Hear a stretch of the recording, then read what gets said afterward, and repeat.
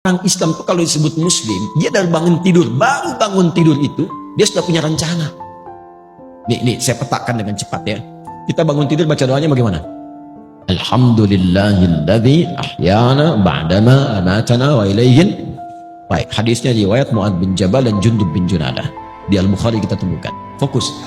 Tapi tidak semua yang baca itu paham maksudnya.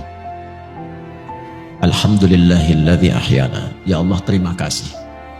Segenap ucapan syukur hamba ucapkan syukur kepadamu yang telah memberi kesempatan hidup sampai detik ini, dan diberikan kesempatan hidup ba'dama amatana, setelah tadi diwafatkan sementara. Tapi kalau bahasa bebasnya begini, kalau kita ngaji tahu isinya, itu bahasanya begini: ya Allah, bila pun ajal hamba tiba saat tidur tadi, bisa engkau langsung wafatkan, tapi engkau memberikan kesempatan hamba hidup kembali sampai ajal tiba.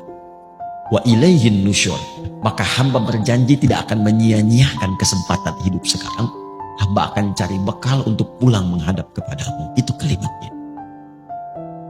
Karena itulah ketika bangun dipanggillah oleh Allah. Dalam sholat pertama kita menghadap. Kenapa menghadap? Kita minta bimbingan taufik dari Allah supaya nggak salah langkah. Maka disebutlah kemudian sholatnya dengan subuh. Sifatnya disebut dengan fajar. Apa itu subuh? Dari kata asbah.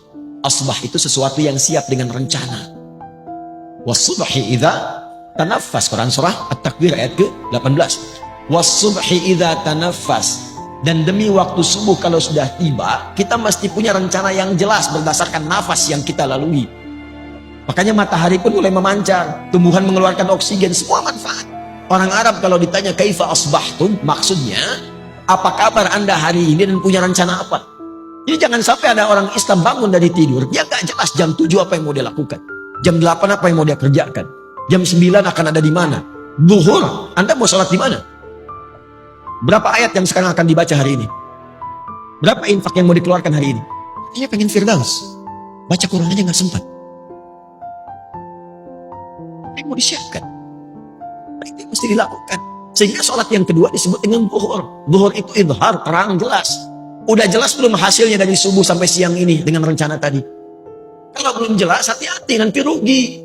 Muncul waktu asar. Asar kan identik dengan kerugian. Wal asr, innal insana lafi khusr. Kalau nggak disiapkan dengan rencana amal soleh, nggak sabar menjalaninya, bisa rugi. Tahu-tahu maghrib aja. Dan isya. Ada isya, ada asya. Asya itu sibuk beraktivitas. Kalau jatuh jadi kasrah, selesai aktivitas dan selesai, tertidur. Kita tidak tahu apakah malam itu yang mengantarkan kita pada gerbang kehidupan kita. Nah, ini setiap hari itu tertata. Nanti dari situ dibuat kepakanan. Makanya tawaf 7 kali. Ini bukan utak-atik, ini nyambung semua dasarnya dan terkorelasi. Setelah itu bulanan. Makanya kita itu ada bimbingan harian, bimbingan pekanan dalam Jumat, bimbingan dalam bulanan, sampai tahunan puncaknya haji, bertemu semua untuk saling mengenal. Nanti setiap ganti tahun itu kita evaluasi.